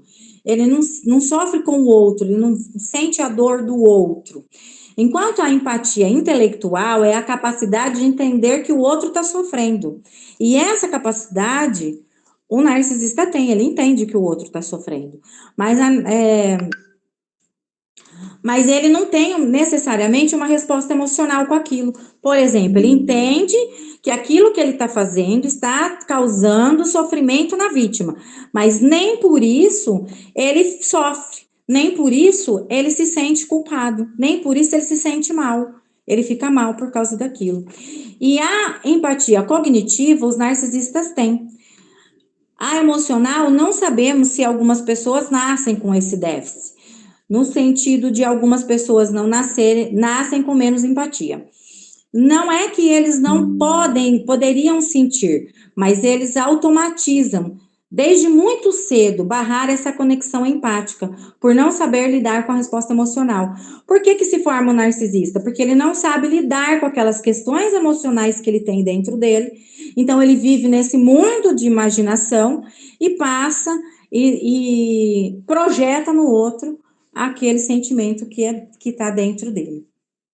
O próximo, a pessoa pode fazer gaslighting para derivar prazer sádico, mesmo ao ver a pessoa enlouquecendo aos poucos e perdendo a autoestima, né? Porque vai perdendo a autoestima. O próximo, o impacto do gaslighting é cumulativo. Então, mesmo os gaslighting sendo o mesmo narcisista pode praticar todos esses tipos de gaslighting num dia só. Então, imagina como não fica a mente dessa pessoa, né? Vai deixando ela confusa, sem autoestima, com muita culpa, com uma sensação profunda de inadequação. Isso acontece de forma lenta, trazendo questionamento, né, para ela, que pode se estar exagerando, quer dizer, eu estou exagerando, não é bem assim, acho que eu não entendi direito. Aí ela não sabe se a percepção dela daquela situação está certa, se é daquele jeito mesmo, né? E a pessoa, ela pode até ficar num estado constante de confusão, sentindo grande insegurança, ficando com os nervos à flor da pele. E por isso que na escagem, ela às vezes cai muito rápido, aonde depois ela se torna o agressor, né? Segundo o narcisista, né? Nessa escagem. Como se a própria confusão, né, fosse um estado de perigo. Outra consequência do gaslighting é que a gente passa a acreditar que as nossas necessidades, as nossas emoções, elas não são importantes. O próximo, que a gente começa a supervalorizar o narcisista e não a gente mesmo. O gaslighting deixa a pessoa, é tão grave, né? Por isso que eu falei que eu queria focar mais nisso, porque é o que a gente mais vai receber na clínica, é a vítima de narcisismo. E isso é tão grave o convívio com o narcisista, que ela fica com sintomas de transtorno pós-traumático. Ela fica como se fosse uma pessoa que foi para a guerra, é o mesmo transtorno. O que vai derivar o nível desse transtorno é o período que ela conviveu com esse narcisista, né? É muito sério, é muito grave. O transtorno de estresse pós-traumático deixa a pessoa desregular. Pode passar, professor, desculpa, esqueci. Deixa a pessoa desregular, emocionalmente irritável, com surtos de raiva, ela fica sempre em alerta, com o sistema nervoso dela alterado, sempre procurando algum perigo, né? Ou vem lá, ela fica sempre preocupada, e agora? O que vai acontecer agora? Ai, como será que ele vai reagir? Nossa, aconteceu isso, e agora? Nossa, ai meu Deus, agora é o problema. Ela fica sempre em alerta, né?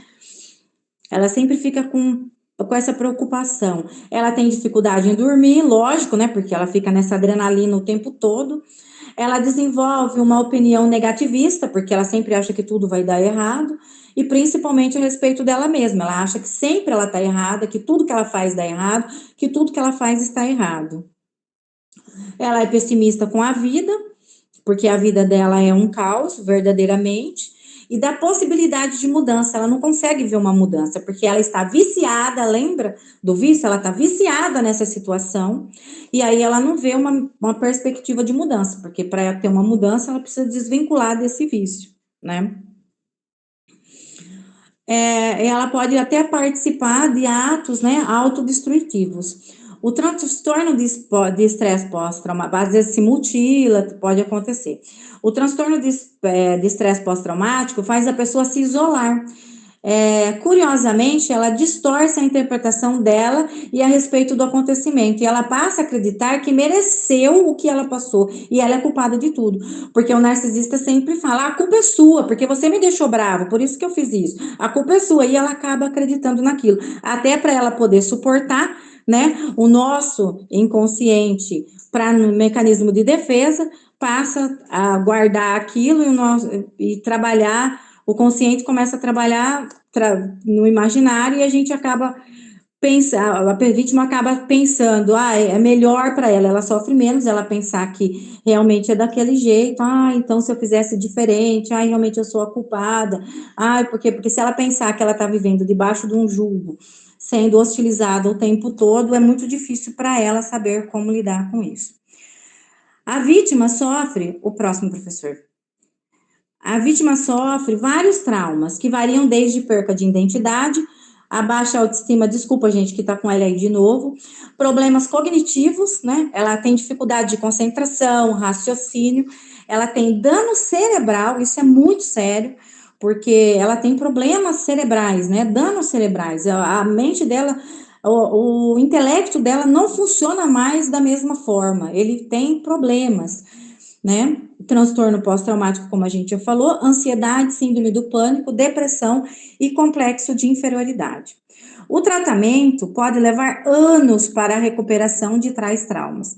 Nós devemos trabalhar na clínica, se o narcisista nos procurar, o senso de realidade, porque ele vive no imaginário, o famoso TQD, o 7X, a roda da vida, para ele colocar lá o radar, que é para ele colocar no radar, né, que é para ele não voltar a ter aquelas práticas, né, e trabalhar real e imaginário.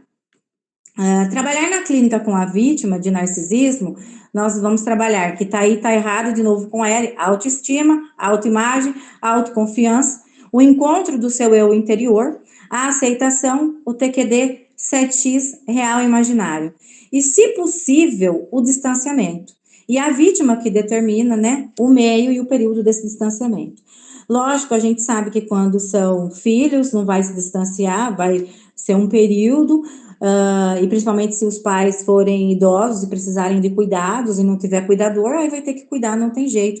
Mas essa pessoa precisa de tratamento constante, né? O próximo professor, por favor. É muito comum entre as vítimas de narcisismo, né, sem distanciamento, o uso da técnica da pedra cinza. Eu não sei se todos já ouviram falar dessa pedra cinza. Essa pedra cinza é uma técnica, né, que é uma anulação das emoções e das expressões, né, que significa não disponibilizar mais suprimento para esse narcisista. Mas tem, de contrapartida, um problema nessa técnica. Quando ela é usada por muito tempo, a pessoa pode se tornar robótica. Ela pode não conseguir mais expressar emoções, sentimentos. Então, assim, tem que ser com muita cautela, né? E aqui vai uma ferramenta-chave que eu agradeço a Deus pela vida da Natália, né? Pode passar, professor, que tá lá embaixo, por favor. Isso aí mesmo. Esse mesmo, o 12 aí. Que foi a Natália que me passou e eu pedi autorização para ela para poder colocar no trabalho e poder passar aqui para vocês, que são 12 perguntas para se reconhecer e obter um direcionamento. Serve para nós e para a gente também usar na clínica, né? Que são: quem sou eu na minha essência? O que verdadeiramente me faz feliz? Nós podemos trabalhar tudo isso com a vítima de narcisismo.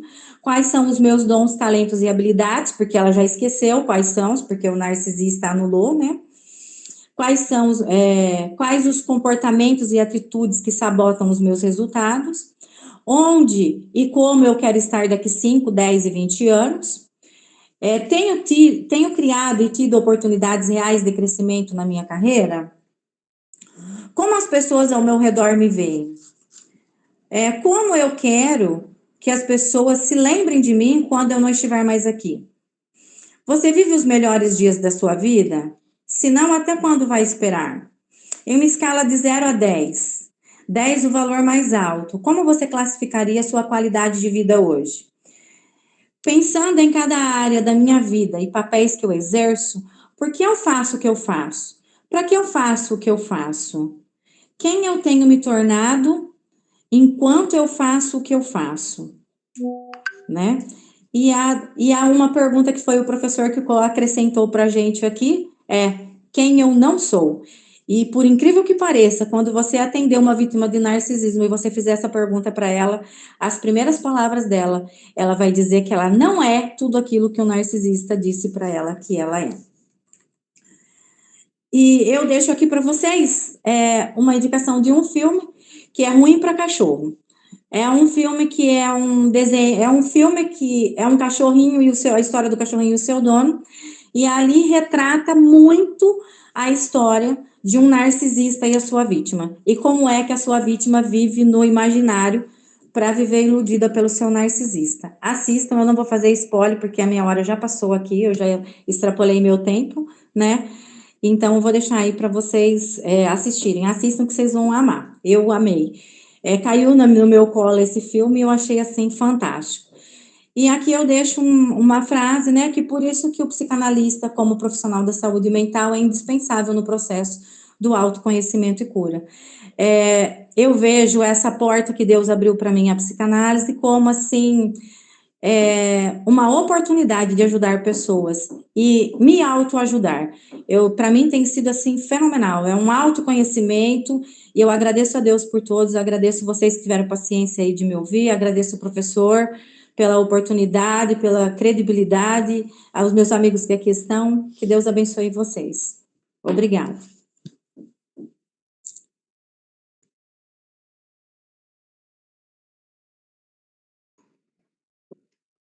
Muito bem, Gislaine. Queria parabenizar você. Se for possível, já pediram aí o material, né? Disponibilizar depois o material que você fez com tanto carinho e pôde explanar ele aqui para nós.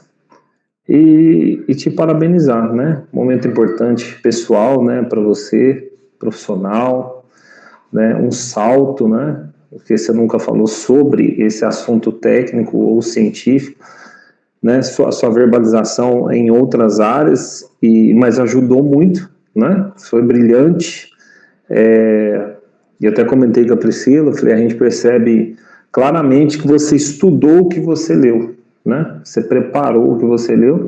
A gente estava precisando de uma outra pessoa que goste dessa área do narcisista aqui, comentei com a Priscila também.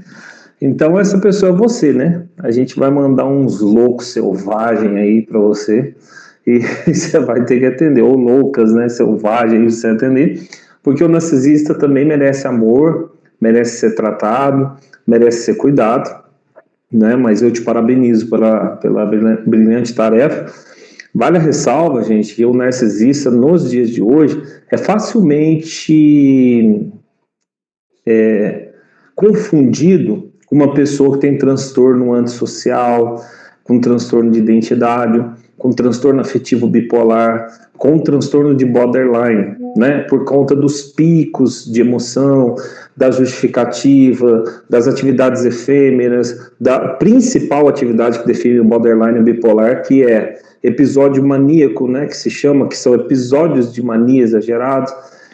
Então, assim, precisa de tratamento, às vezes o tratamento vai ser terapêutico, às vezes o tratamento vai ser químico, ali passar por um psiquiatra, mas assim, graças a Deus que existe tratamento, né? Às vezes só, não é que é só, né? Às vezes a terapia, o caminhar que a gente tanto fala, o 7X, às vezes não está sendo suficiente porque ele tem uma deformação no cérebro. Tem gente que tem um cérebro dilatado, como a própria Gislaine citou aqui. E por vários motivos ele tem aquele problema. E é necessária a medicação. E eu vou dizer uma coisa para vocês, pasmem. Eu acho a medicação uma bênção de Deus. Eu acho a ciência uma bênção de Deus. Eu acho a medicina uma bênção de Deus. E você dá valor até que você tenha uma fratura exposta, até que você precise ficar internado, até que você precise de um médico. Aí você vê como é importante. E assim, o que me deixa um pouquinho encabulado é que quando a pessoa tem uma fratura, perde um braço, tem uma prótese, você fala, poxa, ela tem uma prótese. Ela perdeu o braço, mas quando é na alma, a pessoa não enxerga, às vezes precisa da medicação. A medicação, às vezes, é a prótese, é a muleta, é a cadeira de rodas. que aquela pessoa precisa para se mover, né? Então, assim, aceitar o tratamento é o nosso grande desafio. Fazer a pessoa aceitar o tratamento. Eu mesmo sou super a favor do suplemento, porque eu acho que para mim, minha família resolve bastante, né? Então, de manhã uma derribose, final do dia uma magnésia, né? Então, de manhã eu estou animado, final do dia eu estou relaxado. Legal, mas tem gente que não é o suficiente. Não é uma questão de suplemento. Essa medicação, ela foi testada em 10, 20, 30 mil pessoas. É o princípio ativo de um medicamento que age num lugar específico. Isso é brilhante. Isso cabe uma aula inteira sobre isso, né? Farmacologia. É brilhante. É brilhante. Eu fico chocado. O que uma medicação faz num borderline, num TDI, num bipolar, numa pessoa com depressão, com crise de ansiedade. É chocante. Por quê? Porque às vezes ela não tem condição nenhuma de recuperar aquele estrago que a vida fez durante 30, 40 anos. Ela vai demorar 1 ano, 2 anos, 3 anos, 10 anos para recuperar. E o remédio, ele age no sintoma imediato, para evitar uma tragédia, evitar um suicídio, evitar um homicídio, né? Então, essa pessoa que vocês verem no noticiário aí, que matou fulano, matou ciclano, matou o filho, matou a mulher, ele é um narcisista com um transtorno de várias ordens graves, que não se medicou, que não se tratou, que não freou o que Freud chama de impulso. Então, assim, e se eu pudesse dar um recado para vocês, estamos chegando no fim do ano, melancólico, romântico, amoroso e lascado, né? Porque o fim do ano é muito bonito, mas se você não tem dinheiro, tá lascado. Então, assim, eu queria dizer para você o seguinte: descanse. Descanse na sua fé, descanse no seu corpo, na sua cama, tire tempo para você. Não espera chegar no limite para pegar o livrinho para ler. Se você quer ler um livro, leia. Se você tem uma Bíblia, leia lá 1, 2, 3 versículos. Ouça um vídeo até fazer sentido para você. Hoje eu ouvi uma frase no meu vídeo motivacional, que eu faço 7x, né? Não sei se vocês sabem, eu faço ele todo dia. E essa frase foi muito boa para mim levar para os meus pacientes, né? Para minhas palestras no ambiente cristão. É um desafio que eu tenho, uma missão que eu tenho. A gente vai entregar aí alguma coisa do trabalho social, vocês vão ficar sabendo, para quem está envolvido com o livro principalmente. Dessa vez a gente vai filmar, não para exibir nada, porque um dos nossos patrocinadores aí fez questão, ele acha importante. E uma das coisas que a gente quer levar junto com esse pão da terra é a consciência que as pessoas precisam de ajuda, de que ela precisa aceitar, de que ela precisa de tratamento. Ela fala assim, mas eu tenho fé que Deus vai me curar. Tá, mas você tem fé no médico que operou você ou sua filha? Tem. E o psiquiatra não é um médico, né? O terapeuta não é um instrumento, não é uma ferramenta que Deus pode usar, e desmistificar essa questão de que, porque às vezes não vai resolver, vai precisar de um tratamento psiquiátrico com acompanhamento terapêutico. E essa frase, ela veio na minha cabeça assim, como uma cura para muitas pessoas. Fé não é só o mar vermelho se abrir. Fé é eu acreditar que a hora que eu passar por esse tratamento, do outro lado eu vou estar melhor. Do outro lado eu vou estar mais entregue, né? Quantas pessoas passaram, quantas coisas aí, e aí superaram, e não via perspectiva, né? E foram se reinventando e tal, e tem gente que está até casando. Né? Tem gente que está até casando. Em janeiro agora nós temos um casamento aí, gente, né? Pode anunciar aqui, Priscila? Temos um casamento agora em janeiro, né? Depois ela vai ser chamada no privado, pede o Pix dela aí e manda um Pix para ela lá. Quem conhece a Priscila sabe que ela vai falar, não, gente, pelo amor de Deus. Mas assim, muita coisa boa por vir, né? E assim, esses momentos são brilhantes, né? Estou vendo algumas pessoas aqui que fizeram a apresentação do trabalho individual e foi tão gostoso ouvir vocês, né? É muito gostoso estar aqui, gente, pelo amor de Deus. E hoje foi muito gostoso ouvir a Gislaine, a família dela aqui, né? A Simone, que já, né, faz parte aqui do corpo, né? A dona Madalena, que veio a brilhantar aqui a nossa noite. Isso é uma lenda sagrada da Igreja do Evangelho Quadrangular, né? Então, a Priscila, eu vi a Radassa aí, acho que a Jennifer é convidada dela, né? O Ronilson, enfim, todos vocês também que vieram, além de prestigiar, também participar da aula. A Isabela deve ser convidada, que ela levantou a mão ali também. Enfim, todos vocês, a gente fica orgulhoso. E aí, na terça-feira, a gente vai ouvir aqui a Simone, eu acho que é a Simone já na terça-feira, acho que é isso mesmo. Não é, Simone? Eu acho que sim, né? Isso, vai fechar com chave de ouro, com um tema brilhante também. Vai falar que é na sequência, a família aqui fala na sequência.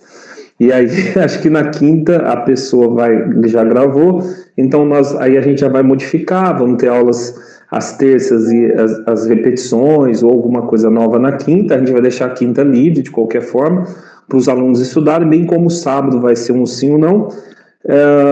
E lembrando a vocês que na semana que vem, na quinta-feira que vem, né? Então nós temos a próxima terça, é isso mesmo.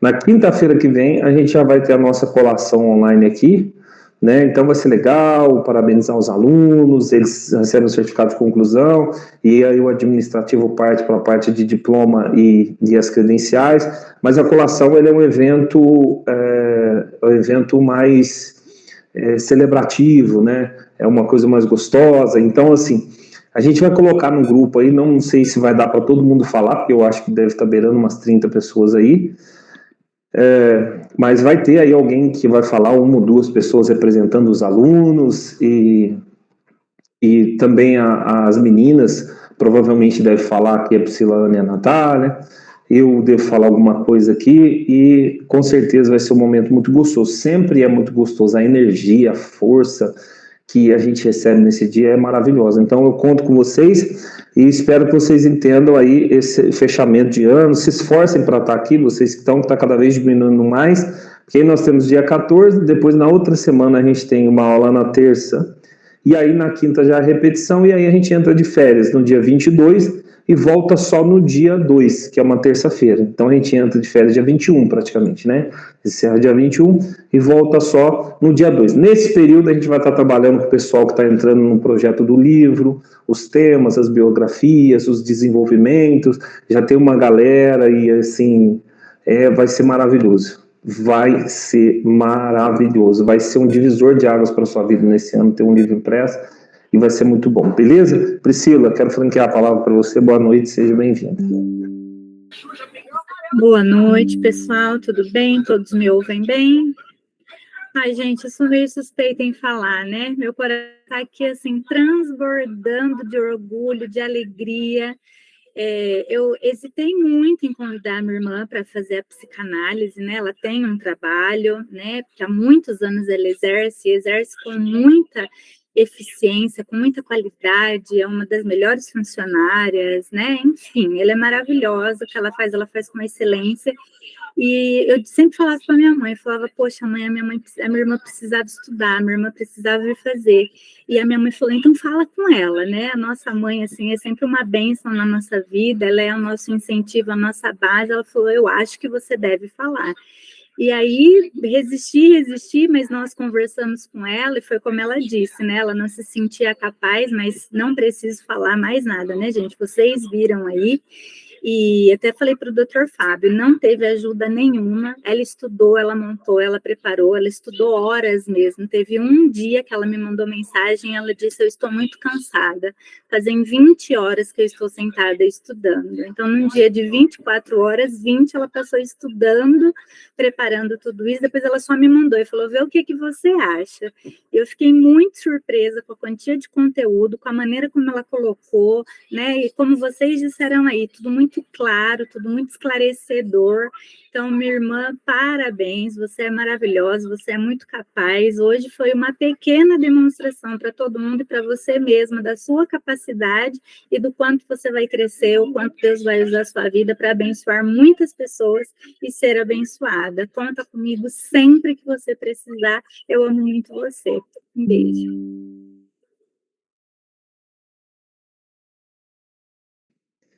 Muito bem. Se alguém tiver mais alguma coisa, quer falar alguma coisa, Rui, que nos deu o ar da graça aí de falar bastante aí na última. Alguém quer falar alguma coisa? Lília, Lisa, Judilene, Jacinta, Simone, Valdirene, não? Ninguém vai falar nada? Então, beleza. Eu quero... a dona Madalena está aqui ainda, ficou firme até o final aí. Se quiser falar também, fica à vontade. Bom, eu queria deixar aqui para vocês meditarem aí esse fim de semana, e um certo homem que foi muito rico, e perdeu tudo, né? Mas ainda continuou sendo uma pessoa feliz, e um cara parou ele na rua um dia, que ele estava andando na rua, e perguntou para ele, se você pudesse dar um conselho para alguém, né? Um conselho só, né? Para alguém, através de uma palavra, qual seria a palavra que você diria? E ele falou, desacelera. Desacelera. Desacelera de você, põe o pé no freio e respira. E eu tenho uma música que eu gosto muito, que ela fez parte da minha, por assim dizer, cura, né? De quando eu passei um ano no tratamento da depressão, e ela se chama Tocando em Frente. E ela termina dizendo assim, não é um louvor, não é uma música evangélica, tá? Mas ela termina dizendo assim, ó, cada um de nós compõe a sua história e cada ser carrega em si o dom de ser capaz de ser feliz. E alguns de vocês vão lembrar porque ela começa dizendo, ando devagar porque já tive pressa. Trago esse sorriso porque eu já chorei demais. Né? Hoje me sinto mais forte, mais feliz. Quem sabe, só levo a certeza de que muito pouco eu sei. E ele começa a falar do sentido de presença. Conhecer as manhãs e amanhã, o sabor das massas e da maçã. E ele vai dizer, é preciso amor para poder pulsar. É preciso paz para poder sorrir. É preciso chuva para florir. Está falando de processo. Penso que cumprir a vida seja simplesmente, a gente deixa tudo muito complexo, mas ele vai dizer, simplesmente compreender a marcha e ir tocando em frente, né? Acho que ele estava falando de carro aqui, deve gostar de carro. Mas aqui aqui ele está falando da roça, né? Do homem da terra. Como o velho boiadeiro, levando a boiada, eu vou tocando os dias pela longa estrada. Bom, eu espero que depois você veja lá essa música como um poema e que você não desista de você. Cada um de nós compõe a sua história e cada ser carrega em si, a Priscila disse aí que a sua irmã é muito capaz, o dom de ser capaz e ser feliz. Ninguém pode colocar medida na sua felicidade. Pegue a régua dos outros, quebre elas, não importa a medida, e tenha a sua régua, a sua medida. Hoje eu falei para a Gislaine, e ela já tinha falado antes, mas eu reforcei uma coisa que eu sempre falo. Hoje você não vai dar o melhor dos outros, é o seu melhor. Porque senão a gente vive uma cobrança onde a gente nunca consegue alcançar a felicidade. Muitos de nós já somos felizes. Só que a gente descobre depois de alguns anos que a gente era feliz e não sabia. E a gente não sabia porque não estava presente. A felicidade é hoje. A felicidade é esse momento. A felicidade hoje para você que tem alguém, olhe nos olhos dele, olhe nos olhos dela e pergunte para ele, qual é o seu Pix? Qual é o seu Pix? Manda uma oferta aí para alguém, dê um abraço, estou brincando, obviamente, dê um beijo e agradeça a Deus, porque hoje você tem uma cama para dormir, hoje você tem a oportunidade de estar vivo e teve a oportunidade de aprender um pouquinho mais tudo que nós aprendemos aqui. Beleza, pessoal? Eu desejo que vocês tenham aí um excelente fim de semana. No sábado, provavelmente, estaremos aqui, numa tarde memorável aqui com a Natália, e provavelmente no outro, que será o último, eu acho que é isso mesmo, nós teremos a doutora Glória para fechar o ano aqui, você sabe que ela é maravilhosa, e aí nós vamos ouvi-la. Então se organize, acho que praticamente a nossa última semana aí, faça uma forcinha para estar conosco e vai ser muito bom ouvi-los. O Rui deixou uma frase aqui para nós, Deus sussurra em nossos ouvidos por meio de nosso prazer. Fala-nos mediante nossa consciência, mas clama em alta voz por meio de nossa dor. Este é o seu megafone para despertar o homem surdo. Às vezes a dor é uma forma de manifestação, né? Para que a gente se desperte e o melhor que está em nós possa ser encontrado. Beleza? Faz um tchauzinho aí. Deus abençoe vocês. Muito obrigado pela paciência. Parabéns mais uma vez, Gislaine e todos os convidados. E um grande abraço, gente. Vamos caminhar junto no grupo lá. Até mais.